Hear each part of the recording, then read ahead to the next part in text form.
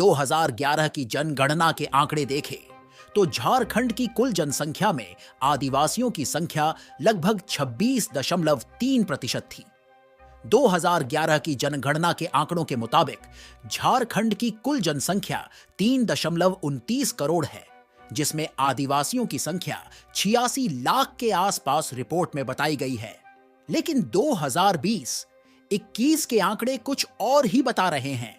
झारखंड के कुछ जिलों में आदिवासियों की जनसंख्या में भारी गिरावट देखने को भी मिली है।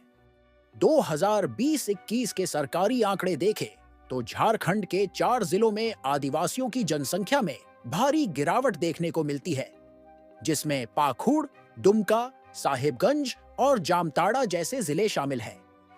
झारखंड में आदिवासियों की जनसंख्या में कमी के कई कारण हो सकते हैं, जिसमें पलायन, धर्म परिवर्तन, रोजी रोजगार की तलाश और हाल ही में एक ज्वलंत मुद्दा बांग्लादेशी घुसपैठ भी शामिल है।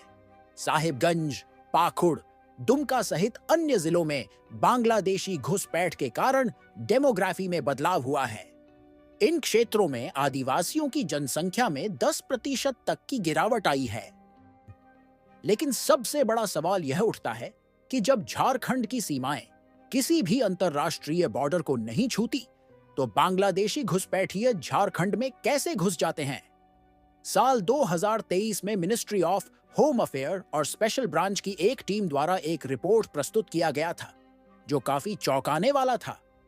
इस रिपोर्ट में बताया गया कि संथाल परगना में आने वाले ये इलाके सीधे सीधे बांग्लादेश को नहीं छूते, लेकिन पश्चिम बंगाल के बॉर्डर से ऐसे सटे हुए हैं जहां से उसकी सीमा तक पहुंचना नामुमकिन नहीं है। झारखंड में बांग्लादेशी घुसपैठिए पाकुड़ से मुर्शिदाबाद और मालदा होते हुए पानी के रास्ते सीमा के आखिरी गांव शोभापुर पहुंचते हैं, जहां पर दोनों ही देश भारत और बांग्लादेश की सीमाएं लगती है, जो झारखंड की सीमा से अत्यधिक दूर नहीं है। झारखंड की स्पेशल ब्रांच द्वारा एक लेटर भी विभिन्न विभागों को दिया गया था, जिस पर लिखा था झारखंड में बांग्लादेशी घुसपैठियों के प्रवेश के संबंध में। इस लेटर के मुताबिक बॉर्डर इलाकों के मदरसों को बेस कैंप की तरह इस्तेमाल करते हैं और वहीं रहते हुए दस्तावेज बनाने से लेकर आगे की योजना बनाते हैं। मिनिस्ट्री ऑफ होम अफेयर्स द्वारा एक रिपोर्ट भी जारी की गई थी, जिसमें 120 से अधिक ऐसी वेबसाइट की सूची दी गई थी, जहां से आप नकली जन्म प्रमाण पत्र और अन्य दस्तावेज बना सकते हैं। इन वेबसाइट की मदद यह बांग्लादेशी घुसपैठिए जाली दस्तावेज बनाकर के झारखंड के नागरिक बन जाते हैं, यहां आदिवासी महिलाओं से शादी करते हैं और यही जमीन खरीद लेते हैं। बीते कुछ समय से झारखंड के डेमोग्राफी में बदलाव देखा जा रहा है। पाखुड़ में मुस्लिम आबादी पिछले दशक में 40% की वृद्धि हुई है। वही आदिवासियों की आबादी 20% से कम की वृद्धि देखी गई है।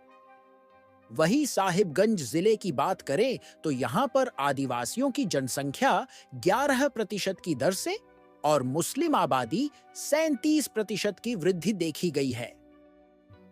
इन्हीं सब कारणों से यह माना जा रहा है कि झारखंड के डेमोग्राफिक में बदलाव बांग्लादेशी घुसपैठियों के चलते आया है। पश्चिम बंगाल के खास रूट का इस्तेमाल करते हुए नदी के रास्ते यह बांग्लादेशी घुसपैठ झारखंड में प्रवेश कर जाते हैं। अगर वाकई में ऐसा हो रहा है तो यह झारखंड के लिए एक चिंता का विषय है। क्या वाकई में पिछले कुछ दशकों में झारखंड में आदिवासियों की जनसंख्या में कमी आई है? इस पर आपकी क्या राय है? आप हमें कमेंट बॉक्स में कमेंट करके बता सकते हैं। मैं हूं राजेश और आप देख रहे हैं Fun2M यूट्यूब चैनल।